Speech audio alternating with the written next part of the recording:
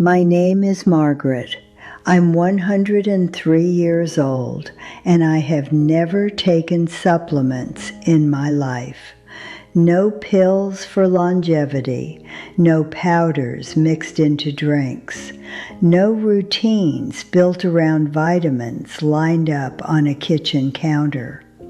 And every time I say that, people look at me like I've left something out.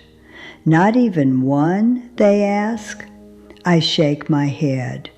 Not because I was trying to prove anything, because I never believed they were the answer. That doesn't mean they're useless. It just means they were never the thing that shaped my life. But people want something simple, a shortcut, something they can take once a day and feel like they're doing the right thing. And I understand that, because when I was younger, I also believed health came from adding something, adding the right thing, the missing piece, the one solution that would make everything else easier. But life taught me something different. Health is not built from what you add occasionally. It is shaped by what you repeat every day. And that's where most people misunderstand things. They look for something extra while ignoring what is already happening consistently. I didn't realize this early. When I was in my 30s, I didn't think much about health at all. I ate what was available. I lived the way life required. There were no labels, no long lists of ingredients to analyze, no conversations about nutrients and deficiencies. We simply ate food, real food. Cooked at home most of the time. Nothing special, nothing designed for health, just normal meals. And I never questioned it. Not because I was disciplined, because it was familiar. But over the years, I began noticing something. The people around me were changing their habits, not slowly, all at once. New products appeared, new advice, new concerns about what was missing from their diets. And with those concerns came solutions, supplements, vitamins, things that promised to correct what food might not provide. At first, I didn't think much about it.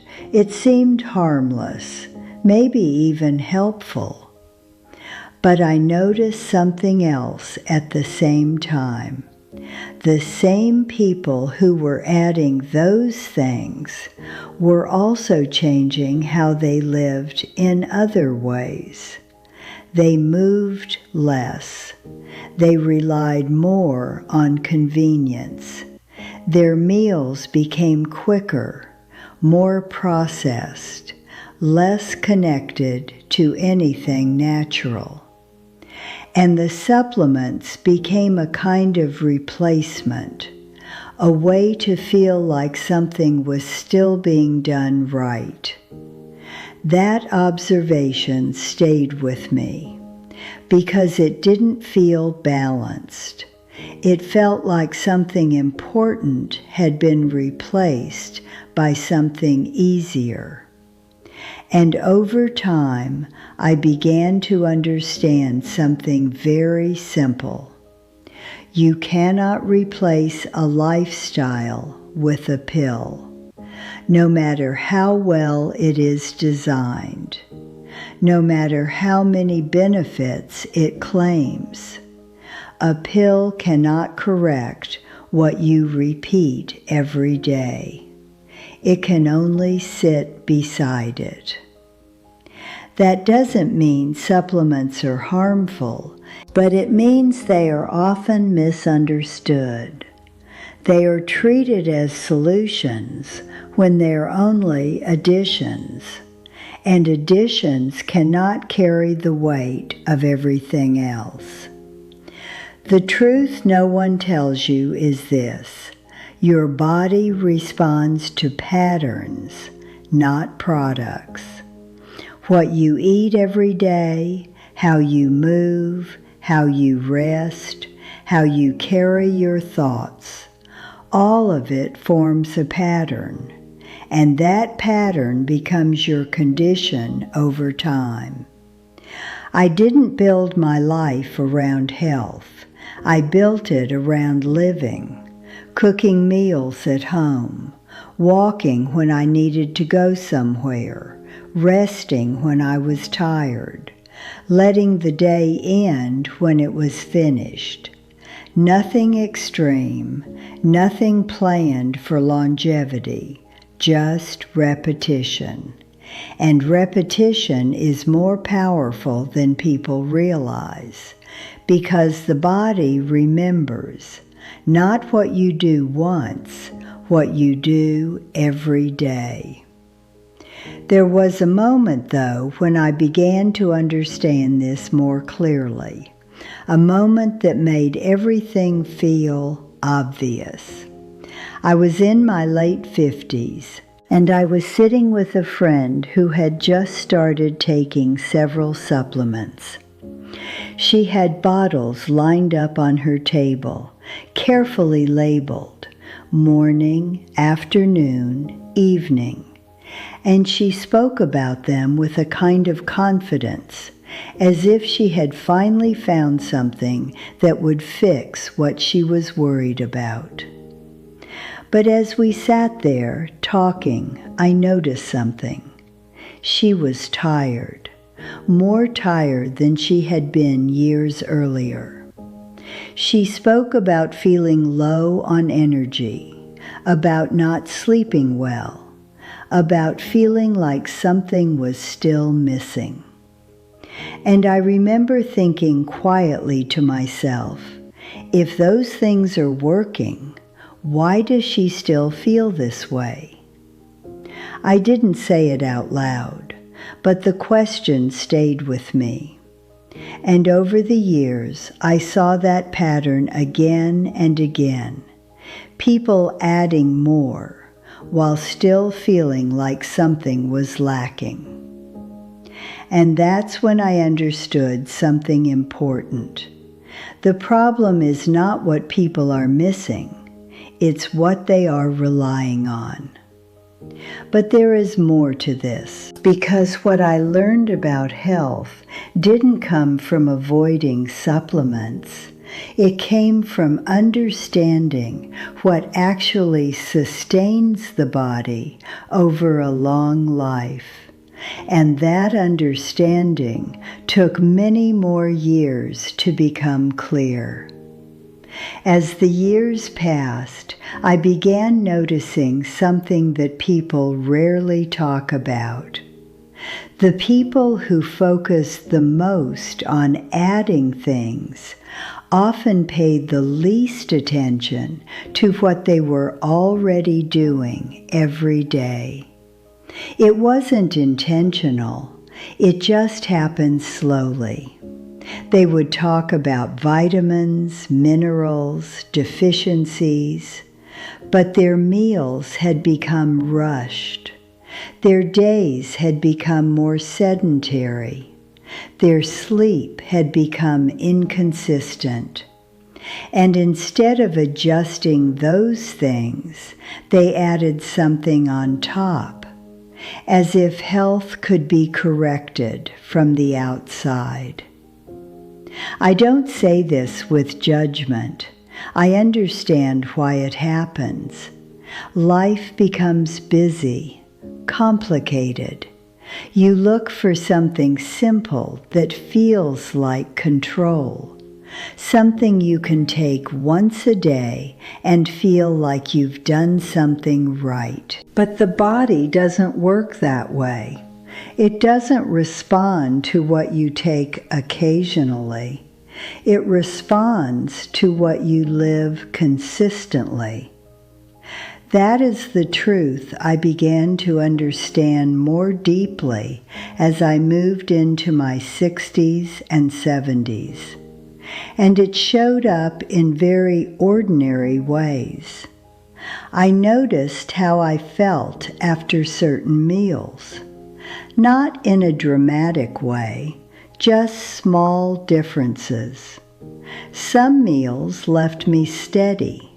Others left me heavy. Some gave me energy that lasted. Others made me feel tired not long after. And I realized something simple. Food is not just fuel. It is information. It tells your body how to respond. And if you listen carefully, your body will tell you what works. Not in words, in feeling. That's something I trusted more than any label or instruction. I paid attention to how I felt, and over time, that became my guide. Not a strict system, just awareness. The same thing happened with movement. I never exercised in the formal sense, but I never stopped moving either. I walked, I stood, I stayed engaged with my surroundings, and that steady movement kept my body familiar with itself. There was no start or stop, no period of activity followed by long stretches of stillness, just continuity.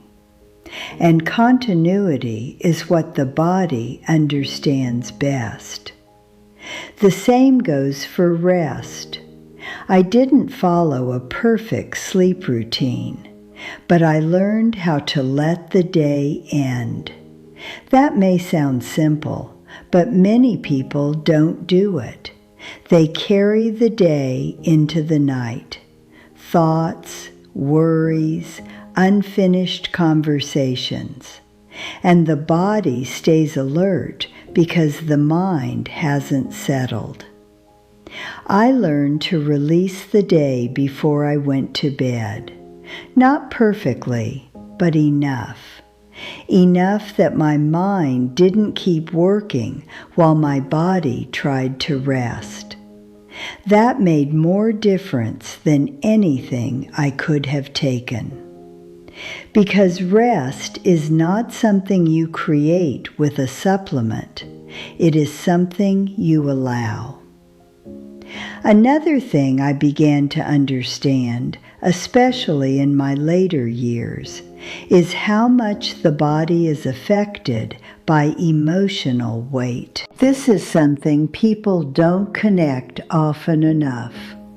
They separate physical health from emotional life, as if they are different things, but they are not. When you carry stress, your body feels it. When you hold on to resentment, your body feels it. When you stay in a constant state of worry, your body adjusts to that state. And over time, that becomes your baseline. I saw this clearly in people around me. People who took care of themselves physically, but carried tension all the time. Their bodies were strong, but they were not at ease. And ease matters more than people realize. I learned to let things go sooner, not because I was always calm, but because I didn't want to carry unnecessary weight. If something upset me, I felt it. And then, at some point, I chose not to carry it further. That decision protected my body in ways I didn't understand at the time, but I feel the result of it now. At 103, My body is not perfect. It is slower, more careful, but it is steady. And that steadiness did not come from adding something. It came from not overwhelming it, from not constantly working against it, from giving it what it needed most: consistency, simplicity, and space. Space to function without constant interference. There is one more thing I began to understand as I grew older, and this one changed how I saw everything. The body is not fragile in the way people think. It is responsive. It adjusts. It adapts. But it needs the right environment. And that environment is not created by a single product. It is created by how you live every day in small ways, repeated over time. That is what shapes your health, not what you add occasionally, but what you do consistently. And once I understood that, everything else became much clearer. But there is still one final truth, the one that ties everything together, the one most people don't see until much later. By the time you reach 103, you stop looking for answers in the way you once did. You stop asking, "What should I add?" And you begin asking something quieter. What have I been doing every single day? Because that is where the truth lives, not in what you try once, not in what you take occasionally, but in what repeats. When I look back now, I don't see a life built on perfect choices.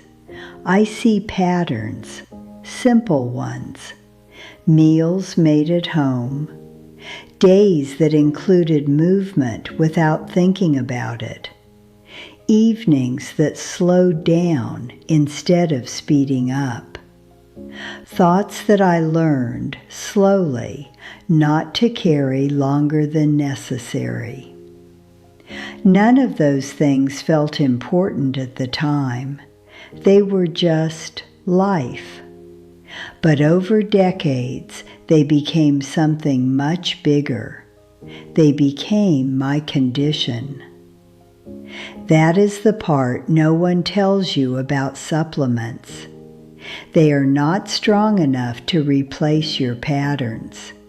They cannot undo what you repeat every day. They cannot carry the weight of habits that are working against you. And when people rely on them too heavily, they often miss what matters most. Not because they don't care, because they are looking in the wrong place. I've seen people take every recommended supplement carefully, consistently, and still feel tired, still feel unsettled, still feel like something is not quite right. And it's not because they are doing something wrong. It's because they are focusing on one small piece, while the rest of their life is pulling in a different direction. Health is not built from one decision. It is built from alignment. When your habits support each other, when your body is not being pulled in opposite directions, that is when things begin to feel steady. At 103, I do not think about what I could take to improve my health. I think about how I live my day, how I move, how I eat, how I rest, how I think, and most importantly, what I choose not to carry. Because carrying too much, physically or emotionally, will wear you down faster than anything else. I learned to keep my life lighter, not empty, just lighter. If something did not need to stay with me, I let it go. If something did not need to be complicated, I kept it simple. If something felt heavy for too long, I asked myself why I was still holding it. That habit protected me in ways I didn't fully understand when I started, but I see it clearly now. The body thrives in a life that is not constantly burdened. And that kind of life cannot be created with a pill. It is created with choices, small ones, repeated over time. There is also something else I have come to understand. The body does not need perfection. It needs consistency. People often believe they must do everything right, eat perfectly, live perfectly, follow every recommendation. But perfection is difficult to maintain, and what cannot be maintained does not last. Consistency is different. Consistency allows for variation, for imperfection, but it keeps the overall direction steady. That is what I had. Not perfection, just steady patterns that supported me over time. And that was enough. At 103, I am not trying to extend my life. I am simply living it, one day at a time, in the same quiet way I have for years. And my body continues to respond to that. Not because I discovered something special, but because I stopped looking for something outside of what was already there. If I could say one thing to someone younger, it would be this: do not look for your health in something you take. Look for it in how you live, because what you live stays with you every day, every year, and eventually it becomes you. Thank you for watching this video. Click here to watch another video that might interest you.